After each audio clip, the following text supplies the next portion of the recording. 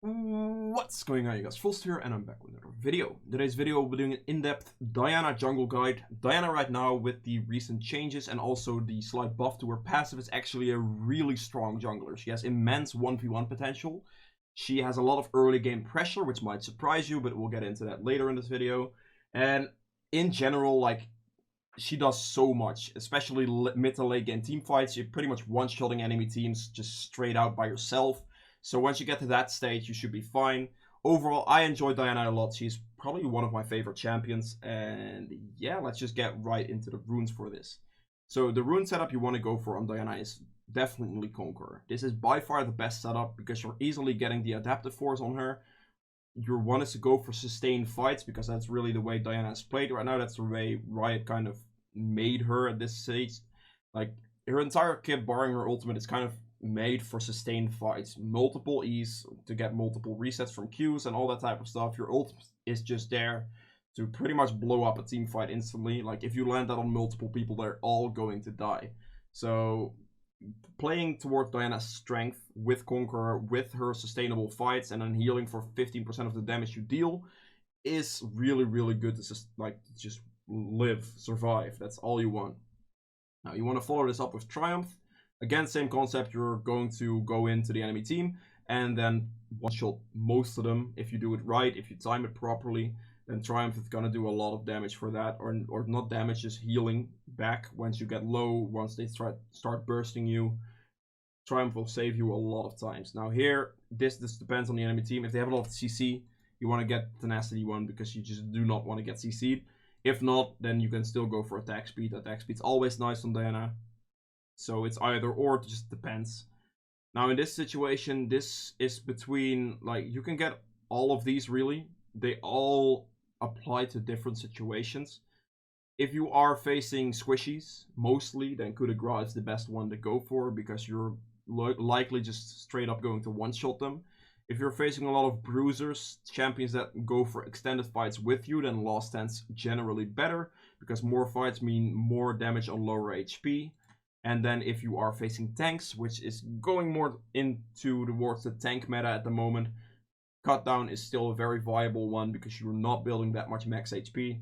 You're mainly surviving off your shield and your healing, so Cut Down will do a lot against your Nunu, Sejuani's, Orns, that type of stuff. So this depends on the enemy team. Adapt to it, and that's really all you can do. Now, secondary tree, it is Ravenous Hunter. This one combined with Conqueror and then of course Triumph pretty much means that as soon as you get to a 3 to 4 item stage, you're unkillable on Diana if you play it properly. Like, you have so much healing in your fights. Like, you can easily have like 1,000 healing of Conqueror at like 15-16 minutes. Like, it's very possible. So this in combination with then a lot of extra healing from Ravenous Hunter, and then on top of that, having Triumph, you're going for a sustained setup, you're going for longer fights, and that's really the ideal situation. This will give you a lot of sustain in fights, and you don't even have to build for it, you just have to build damage. That's really ideal. Now here, to follow that, you want to get sudden impact, really. You dash a lot on Diana, so this should probably speak for itself, like you get damage increase, and if you jump into the enemy team with an E, you will get this sudden impact proc, which gives you 6 magic penetration extra for 5 seconds, which is pretty much the duration that your ult blows the enemy team up with your W and Q. So it's a lot of extra burst for just getting sudden impact. Now here it's just attack speed. You want to get this to help you with your initial jungle clear. Your initial jungle clear is your biggest pain point, and just attack speed helps you there the most. And then adaptive force, just some damage, and this just depends on what you're facing. If you're facing AP, pick magic resist. If not, pick armor. So that's it for the runes. If you guys have questions on this, put that in the comments, and I will go to the item section now. Alright, so for the item section, we have the initial start. This can be both. You can this can depend on the situation. Both of them are good on Diana. The reason for this is the machete is really, really good for a quick 3-camp clear for level 3, for the red buff spike, for early pressure. In a lot of situations, this is what you want to opt for, because this is just like good. Now, even then, if you wouldn't like this is still good for the same type of clear. But with this, you can add in a little bit more camps. You can, for example, do blue Gromp into Raptors, then red buff to get 1 extra camp in. This will also heal you because this on Diana pretty much heals you off Raptor, so that's a viable choice. But in general, it's the best to go for Machete and just play early game. If you have BRIO in all 3 of your lanes, so all 3 of your lanes are going to push, then you can opt for this and go for a bit more of a farm route. Even like then you can still go for the invade strat. So really the thing you want is the early game. You want to get those camps down as quick as possible. This will do a lot of extra damage to Gromp, red buff, and blue buff. So if that's the clear you're going for, which is the clear you should go for most of the time, starting Machete is best. If not, if you're going for a more full clear heavy, then you want to go Talisman, because else you're not going to survive your clear. Now, moving on from there, you have the initial item you want to rush. It's the Red Smite Warrior, and the Red Smite Runic Echoes enchant. Warrior will be pretty troll. Runic Echoes is Diana's biggest power spike in the entire game. This pretty much allows you to start one-shotting all of your camps while having endless mana doing it. So all you would have to go and do right now on Diana is play aggressive early game. Make sure you use red buffs, which you will see in the gameplay as well. And then the moment you get this, you start power farming whilst being aggressive. So you start one-shotting your camps. You're gonna get like Karthus-esque clear speeds, like Karthus, Nidalee, those types of champions. You're gonna just instantly delete camps, run between camps really quickly because you have dashes to get over walls and stuff. So you're easily gonna lose a lot of like walking time that way. And you're just deleting camps. So that's really, this is your biggest power spike, and that's what you want to play for. Now, following that up, you want to get the boots. I mean, Sorks are just the best on Diana. You might think, why don't you go defensive if you're going more of a sustain route with Conqueror? The reason is Sorks synergizes really, really well with just your ultimate and your engage potential. So if you have Sorks, you would get 18 extra magic penetration. You see right here. This pretty much means that your ultimate, like your entire burst rotation, landing that with just these 2 items on like a dragon fight at this stage or any type of skirmish or anything, if you land a 2 to 3 man ultimate, the entire enemy team dies. Like they're just gone. The extra magic pen combined that with sudden impact pretty much means you do true damage at that point. And since your ultimate lands on multiple people, the base damage is really, really high. So just making use of that magic pen is the best thing you can do. You're going to survive pretty much regardless, and you will have tenacity from your runes instead of mercs into heavy CC comp, so you don't need mercs either. So Sorks, just the extra damage will allow you to pretty much destroy team fights, and that's really what you want. Now moving on from this, the build path here is pretty similar, pretty linear as well. You want to get the Nashor's Tooth as your first initial item. The reason you want this is, of course, for like the fact that it just synergizes really well with Diana passive. It gives you a lot of extra attack speed. It gives you AP. 20% CDR is also very, very good on Diana because having more CDR means just more ultimates, more dashes, QEs. Your E is going to get reset, but your Q isn't. So having more CDR to get more Qs is obviously beneficial. More shielding. Like this item just gives you like everything you could want. And at this point, finishing this will give you 30% because your jungle item also gives you 10%. Now, this is one of the biggest power spikes there is. After this is probably the biggest power spike you have. This will just win you team fights, really. Now, moving on from this, like there is Zhonya's is pretty much your next item every single game. Just because it allows you to dive. Like, it allows you to go into the enemy team 4 to 5 people at the same time and just ult them, press Zhonya's, like press W, press Zhonya's even, but just survive that engage. If you can survive that, you're going to blow the enemy team up. They're going to lose all of their HP and they will have no chance of fighting back. So that's why Zhonya's is core. And that's also why after, for example, your Nashors, you want to start looking towards picking up a stopwatch somewhere. Just pick up Nashors, pick up stopwatch. It costs 650 gold. It's not that much. It is very valuable because it's going to give you an engage like you have Zhonya's for very little gold. So this will win a team fight for you, straight up. This will just win a team fight. So this right here is what you want, and then finish your Zhonya's as soon as possible, because having Zhonya's will allow you to do the consistent engage with ultimate, like your dash ultimate, WQ type of stuff, or QE ult in type of stuff. You will live those team fights with this. If you don't have Zhonya's, you're going to die once you jump in. And if you cannot proc your ultimate damage because it is delayed, then obviously like you're going to be useless damage-wise. So this is just the main setup you want to go for. And from here on out, it's just depending on like how much gold you have / what the enemy team is doing. Now, Against tank comps, Liandry's is a very solid option because you're going for extended fights at that point. You're not gonna go one-shotting people just left and right. You're gonna do a lot of damage to them for sure. You're gonna be able to slow them, you're gonna be able to do all of that, but you're not going to one-shot tanks. So at that point, you definitely want to pick up a Liandry's to make sure that you can deal more damage in those extended fights. Now, if that's not the case, if they don't really have tanks, then Liandry's is not your option. You do not want to get this item because it's only good against high tanks. So let's say Oran top with Sejuani jungle and an Nautilus support, something like that. A team comp that looks something like that is a team comp where you want to pick Liandry's at this point because that's pretty much going to give you the most damage you can. However, if, of course, they have built a lot of magic resist at that point already, you can still pick up a Void Staff first to get through the magic resist. But the combination of these two into a high tank comp, it's really what you're looking for. This is a 5 or 6 item full build. You can always opt to sell your jungle item for a death cap to get more AP in the late game if you want to. But generally against tanks, this is what you want because this is going to go through magic resist, which they will be building. This is going to go and shred their HP more, which is also good. Also going to give you a damage increase the longer the fight goes on. And against tanks, that's going to be pretty, they're going to be pretty lengthy fights. If you're not against tanks, don't get this. Then just get a death cap at this point. You want to up your AP as much as possible. So facing more squishies, you're going to just start deleting people. You can go in with this and you're going to have like 650 ability power or something. That's pretty much the lead range. If you land an ultimate on 2 or 3 people, they're definitely guaranteed to die. So that's really that. And then you can finish this off with a Void Staff as well. To figure, to pretty much just get through magic resist that it would have built. Now, some of you might think, well, Lichbane.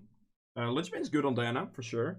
But Lichbane is burst style, and you're really with Conqueror, Ravenous Hunter, and then the, Nashor's Tooth. You're going for a sustain style, which is, you do not want to start building other items. This is going to be burst.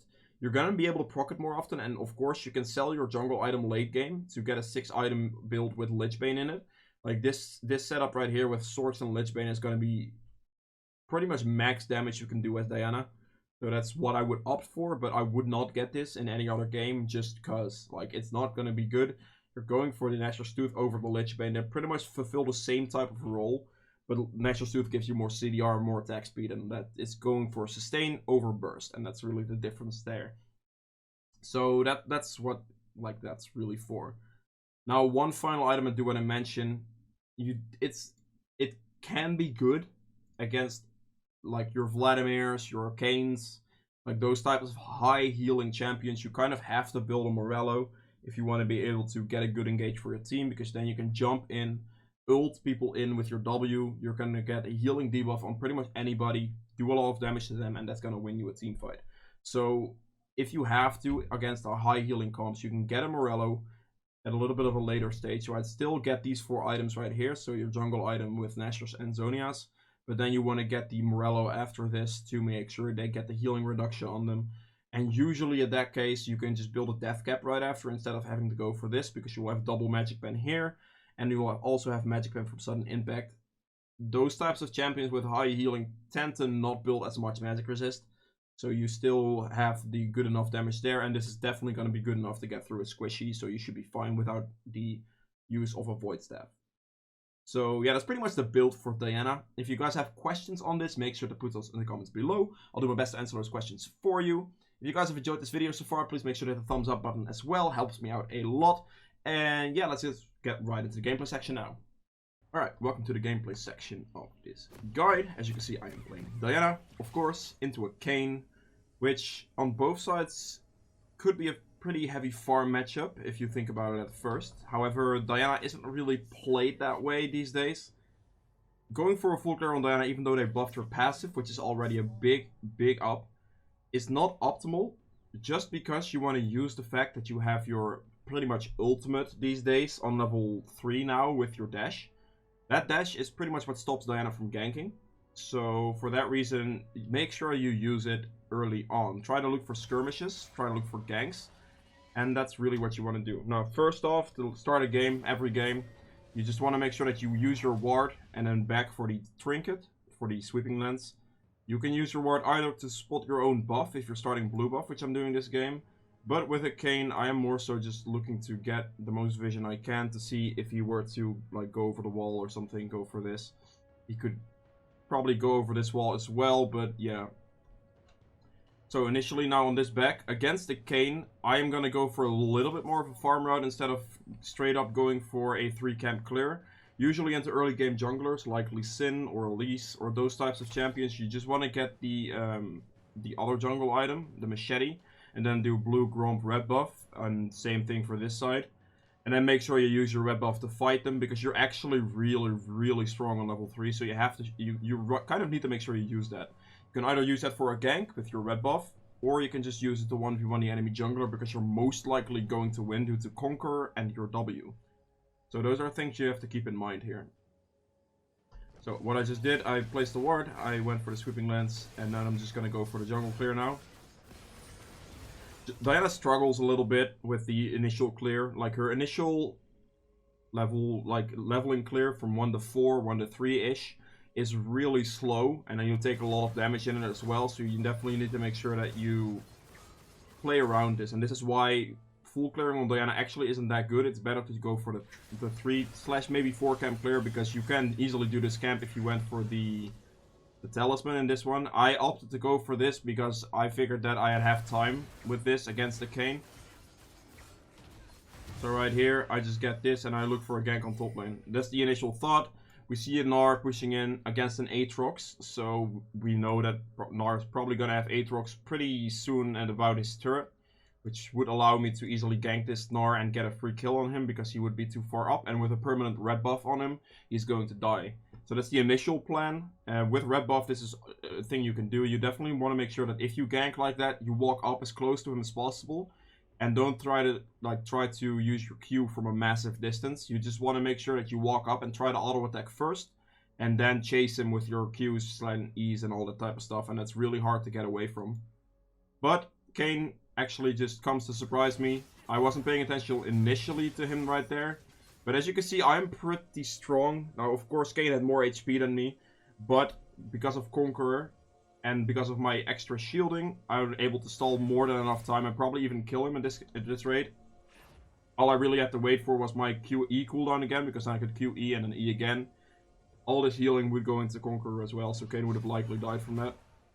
Alright, here we go over. That would have been the engage for me. Pretty much kill him there with Aatrox, but the Kayn flashes away. Now this is the early pressure that I had to put down in this stage. In this specific game, I couldn't gank top lane or couldn't gank at all with this red buff initially, so it just happens.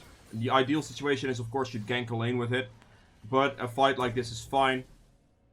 And yeah, Malphite gets the first blood on Zed. I'm not sure how he manages that, but that's pretty good. And I'm just gonna go and opt for a bot scuttle. Kayn just recently, I saw Kayn there.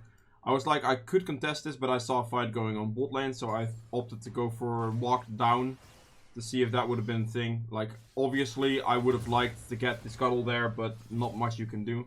Now, I still have red buff in this situation, and since Kayn started his red and doesn't have it, even though he's a level up, I'm winning this just because of the red buff advantage. Like, just with Conqueror, Diana's dueling potential is immense. And this is something I noticed this in the game as well. I don't know how I didn't dash over there, because I wanted to fight him, so I E'd him when he was over the wall, but he barely was still in the wall, so I dashed into the wall instead of over, which is a little bit unfortunate for me there. So that cost me pretty much a kill on Kayn. He would not have been able to escape that since he didn't have his flash up. He used that top lane. Alright, at this point, it's just a matter of full clearing. As soon as you have your full jungle item, your clear starts becoming a bit more healthy and a bit quicker. But the main spike for your clear speed, that's really when you want to start focusing on your camps just a little bit more, is when you finish your jungle item initially. So that's a big thing to remember. That early game, you don't really want to look towards clearing. As long as you have red buff, that's the key thing here. As long as you have red buff, try to play aggressive. Try to either double scuttle the enemy or go for a top gank, mid gank, any type of gank. Just make sure you use your red buff to the fullest extent. So that's also why starting red buff on Diana isn't that beneficial.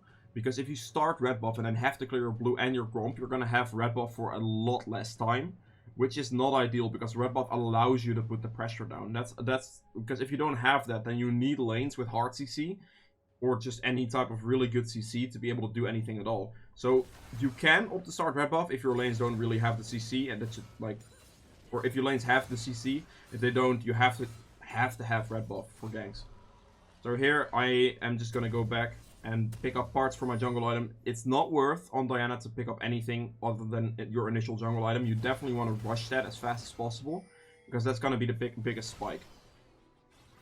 This is a key thing that I see a lot of junglers not like just greed out. You see a fight going on with Kayn on bot side right here. The Kayn is ganking. I'm doing my blue buff. I'm halfway through. A lot of junglers would be like, well, I gotta finish this, right? Nah, no chance you should finish that. You need to go towards this to be able to back your team up, because they're gonna chase this. And this is control warded from our side, which is perfect, because this tells me that they don't have vision on me if I walk this way. So they'll keep playing aggressive towards the Jinx and the Nautilus here, as you can see by their positioning. So I can easily come in from the side here and land this on Ezreal. He didn't have his E up. Right there, I could have saved my E, which was a slight mistake on my part. Because what I should have done to play this a bit better and get another kill here. Right. So I land this on Ezreal. He is really low off this. So I go in here. All I had to do there was, instead of E-ing, I flash on him to auto attack him. Because this will make sure that I can E either on top of those two, or just save my E for my next Q to follow that up in the next situation. Because what I do here is I kind of try to get in closer with my flash, but now that I don't have my E up, this flash is pretty much useless, which was pretty stupid on my part. So that was a little bit of an in-play there. If I played that the other way, or did it the other way around and actually flashed that guy and then went to dash or save my dash for the next Q, I would have probably killed the both of those. Like, at least Kayn and probably Yuumi as well after that. So it's a bit of a misplay there. But yeah, this is what, like, keeping an eye on your map does. It's very important that you stop doing your camps to actually help your laner if they get ganked or if fights are close, because then that's how you can get snowballing on Diana. And if you get going on Diana, there's really no stopping you right now, since she's really, really strong when she gets ahead. Now, I just put Kayn very, very low. It's about the 7-ish minute mark, which means his buff was still up. He didn't have it. So it's a really easy situation for me there to just pick up that buff. No problem. Now again, same concept applies. I could have gone to my bot side here and just farmed. But the same concept with the red buff on Diana right here. Pressure with red buff. It's your main thing to be able to do a gank without your ultimate right now. You don't have to pull back. You have the dash. You have a lot of gap closers. Like, you can gap close multiple times with QE. So you need to make sure that you take the make red buff into your advantage. So right here, I have red buff. I see Zed a little bit too far up. He's quite low, which makes this a little bit easier. Malphite's ultimate is not up barely, but that's fine. Right here, red buff is just a thing. So I'm not going to walk up or dash forward, because as soon as I dash forward, this guy is just going to go back like that. So I just try to Q him, force him back. And then right here, I just go for the kill on him. Now that hits me level 6, which is pretty much an ideal situation for me, because Kayn shows up shortly after. So right here. Also another thing, don't be too afraid to just use your E for some damage, because if you use E while your W is active, all your Pale's cascades will just instantly proc, which does a lot of burst damage and can really surprise the enemy. Also gives you an instant full shield. But the main thing here is that I see a lot of Diana players just being scared to just use your E to be able to execute people with it. It's a 20-second cooldown. It's not the worst if you lose it. Like, it's really not that bad. Now in this situation, I get ultimate, Kayn walks up. I mean, he still doesn't have his flash, and I know this because, I mean, I timed his flash. That's really no big issue there. So I just ult him, Malphite ults him because he got it back. And Kayn just dies. So kind of a little bit of an in-play from Kayn there. Now the idea here is, my entire jungle is up, of course. I currently have nearly my jungle item, I believe. Or I have it right now. But I want to first off, just because I just killed Kayn, I want to make sure that I check his camps first. To see what you can deny from the enemy. Now, it's checking his camps in, like, right here, but I believe also in this specific situation, Gnar is really low, so a top dive could be a thing here as well. Always try to play more towards the aggressive side, as soon as you kill the enemy jungler.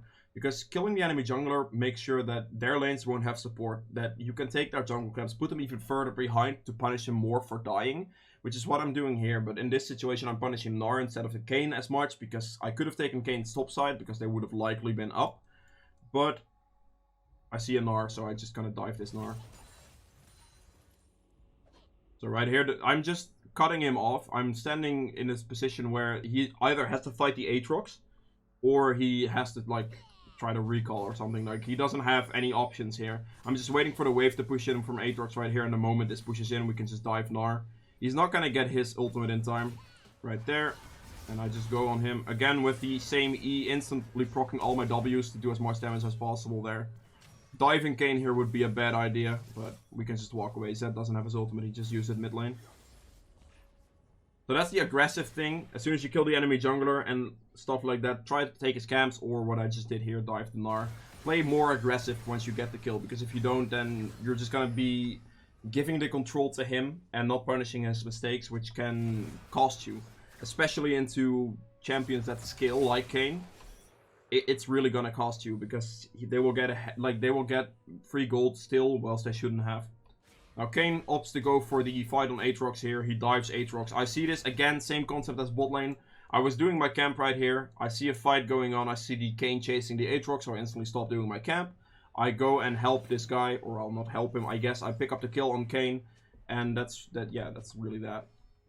Now you can always come back to your camps, as I do right here. I just clear this camp, and I believe this is the time I'm back. This time you should definitely be starting to look towards Drakes. Drakes are a very big objective. As soon as you complete your jungle item on Diana, it's really easy solo as well. You can do it sooner, but it's going to be a little bit more difficult. The ideal place is just your finished jungle item, and then you can easily start pressuring them Drakes. Now also with this jungle item, this is the moment where you need to start speed clearing your jungle on Diana right now. This is the moment where her clear speed excels, and this is pretty much like the same type of clear speed you'd have on like a Nidalee or a Karthus or something. She instantly has insane clear speed, so this is the moment you want to start using that. The early game is the moment you want to use your red buff and your like dashes to pressure and to get ganks to, like, for example, get ahead like I did this game, to like get a lead going, which isn't that difficult because Diana's really, really strong with Conqueror and just her straight up damage in general. So now from this moment onwards, you can see me a little bit more towards speed clearing my own jungle camps, because this is the moment where you just do it really fast. As you can see, all camps will die a lot quicker with procs and your passive damage. So here you see me picking up my clear speed where I can. Now at this rate, this camp was respawning, but obviously since we see a Kayn bot lane and I'm never going to be able to get here in time, this bot gank, I can't do anything about this. So there are two things I can do. I can go for the Rift Herald, or I could dive this Gnar that's TPing towards top turret. I opt to go for the Rift Herald here first. I can always use this to maybe pressure down mid lane. Aatrox TP's bot lane for the gank there, which is good. Malphite roams down as well. And I'm just gonna pressure top in then, use the Rift Herald to get the first turret of the game. Alright. Another thing about Diana with like your passive that I want to mention right here. You want to make sure that you keep your passive stacked. As you can see right here, I'm just making sure that I have the auto attacks on my passive. I'm not going to auto attack, I'm going to look towards going aggressive whilst I have those two stacks up, because my next hit is going to do a lot of extra damage. As you can see, that's a lot of extra cleave damage, which is going to mean a lot. Now here, a little trick you can do with Diana Ultimate, as you saw my activation there, if you use your ultimate kind of mid-dash or at the same time as your dash, it's still gonna pull the enemy in because it has like a different like pulse animation, I suppose. So it's still gonna go off here, even though I used it early. This is a big like thing. You can practice this in practice to get the timing right. It's not that difficult. You just have to get used to the timing a little bit. It's a really easy tool to surprise the enemies with like a ultimate to like that they will not be able to dodge, because it gives you a little bit more time for your ultimate to actually proc. Your ultimate has a slight delay, so as soon as you use it a little bit earlier than whilst you're on top of them, then you're gonna have more reaction time. So right there you see me ult a little bit sooner than actually hitting him. Now you see the double pulls, which comes in here, and that still pulls him towards me. It still works, but it shortens the delay of my ultimate, which means that I can easily get the next damage on him without him being able to escape. Because getting pulled in and then reacting to that to be able to dodge my ultimate is a lot of distance he has to close. Whilst if I were to dash in first, then ultimate, then the delay would be higher. which would mean that he has a chance to escape, especially with Nar's jumps or if he were to have flash. Alright, here I'm checking his jungle to see what's up. At this point, you're really strong with Conqueror on Diana. Like, you can easily just pressure people down. So I'm gonna use that strength to make sure that I can put pressure on the enemy jungler. Now, Nar here is chasing me. I'm not that healthy, but what he doesn't know, and what a lot of people don't expect from Diana, is just the shielding you get. Like, you can see it right there. I have a lot of burst damage. I'm pretty fat. Nar isn't that tanky. But the quick combo here that you want to think about, like a quick one-shot, is a quick W activate into Q, and then another, like, E, like, in between. So you can do W, Q, E, E, which is going to instantly proc your entire shield, because you're going to dash through them, whether it's your first E or your second E. So that's instantly proccing your entire shield without a delay, because you're dashing through them, so all your hits will hit him. And then that way you will be able to get a full shield, which can keep you healthy, but also procs your Conqueror really quickly with the amount of abilities you landed. And then you can start healing with your auto attacks. So I hit level 11 here. Again, same concept. I'm pressuring the enemy in. As you can see, most of my camps are up, but if you have a lead, their jungle is your jungle. So make sure you use that. Like, don't give him farm. That's definitely not something you want. I've played very early game and punish heavy on Diana, which is now possible with your E, with having the dash, but then also making sure that you use the red buff to be able to have some sort of CC to do it with. You're really, really strong. You have a lot of, like, just 1v1 potential in general. Now this is the moment where you really start spiking with your initial item, your Nashor's Tooth. And as you can see right here, we see the dragon spawning somewhat soon. So I opt to go for the clear that will get me there, while still being able to farm a lot. And quickly clear my camps. That's what I mentioned, you do them really, really fast, so make sure you use that clear speed and keep your lead going. This specific game, I really snowballed the early game with Diana, which you might not see as often. I do this every single game with red buff advantage. You just start pressuring and pressuring, and that will give you a lead. And then at this point, you use your clear speed. You take advantage of your skirmisher, like your runic echoes, and then Diana's entire kit to speed clear camps. And that's really how you can, like, keep a lead. Up to play for dragon. Right. So we see them walking here on a ward. So this is like pretty free. I just go in right here, land my ultimate, I mean Z ult, which is whatever.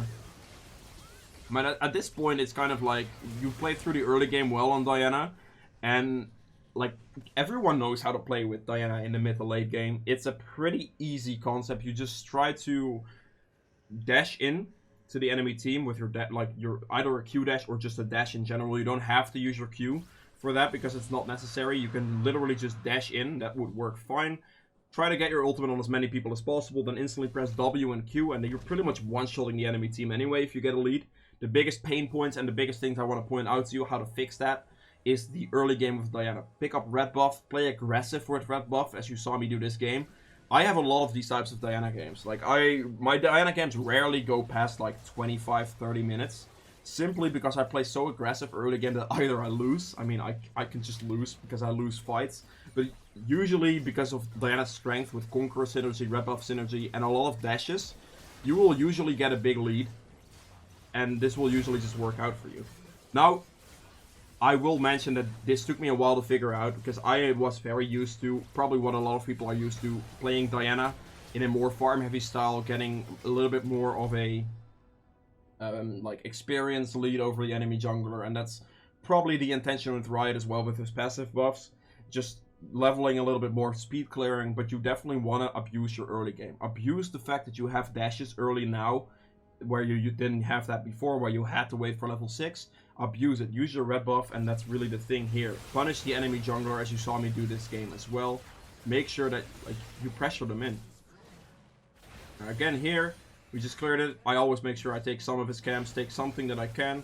I don't want to play too aggressive there, so I instantly just go back to speed clearing my jungle. I'm kind of waiting for my team to reset at this point. I mean, I could have just based, and then they would base as well. In higher elo, like in very, very high elos, people would just reset after a play like this, but this is, I think this, I mean, this is pretty high elo still, I do believe, but like, yeah. it's just the thing, like, you see them walking out of base just now. So I still had time to clear my entire jungle, reset, and then pretty much be at the same time on the map as well. Now, a little bit of an issue here is that Aatrox doesn't respect the fact that we all had the base. So he overextends, which can cost him his life, and I believe does cost him his life here. So that's there. Now, the moment you get your Zonias, it's pretty much the moment the game is done. If you play your team fights out properly, then it's hard to lose, honestly. Since you can just go in, play very, very aggressive with your ultimate and all that, just burst the enemy down, and then, yeah, you just kind of one-shot the enemy team whilst pressing Zonias. They will not be able to do anything back. You get your cooldowns back, and you're fine. So here I go in, I pretty much one-shot Kane. And the key here is just the early game. That's the thing you want to remember. Once you get to the mid to late game, things you want to do or take note of is make sure that you play for Drakes. Always try to pressure the dragons.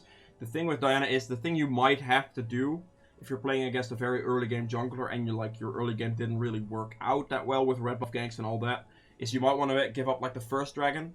But as soon as you start like getting your jungle item, getting level 6, you want to start pressuring the enemy jungler because you're so strong. Like, a 1v1 potential of Diana with red smite, it's disgusting. Like, it's really hard to lose a 1v1 on Diana unless you really mess up.